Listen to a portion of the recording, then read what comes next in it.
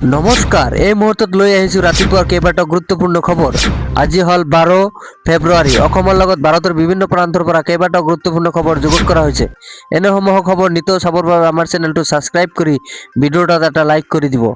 ৰাজ্যবাসীৰ বাবে লৈ আহিছোঁ এটা বিগ ব্ৰেকিং নিউজ। জুবিনে ন্যায় নাপালে চৰকাৰ, জনসাধাৰণ সকলো বিফলতা হ'ব।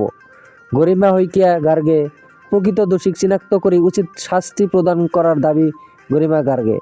অভিযুক্তসকলে জুবিন গাৰ্গৰ ন্যায় প্ৰক্ৰিয়া দীঘলীয়া কৰাৰ চেষ্টা চলাইছে। জুবিনে যদি ন্যায় নাপায় তেনেহ'লে অসমত কোনে ন্যায় পাব বুলি মন্তব্য কৰিলে গৰিমা গাৰ্গে শইকীয়াই।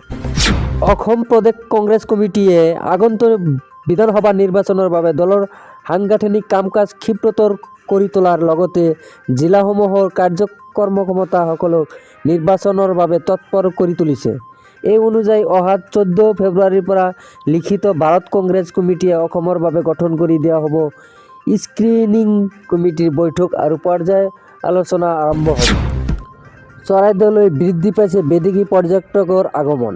চৰাইদেউ মৈদামে ইউক্ৰেইন দ্বাৰা বিশ্ব ঐতিহাসিক ক্ষেত্ৰ হিচাপে স্বীকৃতি লাভ কৰাৰ পিছতে দেশী-বিদেশী পৰ্যটক আগমনৰ সংখ্যা আশাপ্ৰভাৱে বৃদ্ধি পোৱাত পৰ্যটক উদ্যোগটোৰ বাবে এক আশাৰ সঞ্চাৰণ কঢ়িয়াই আনিছে।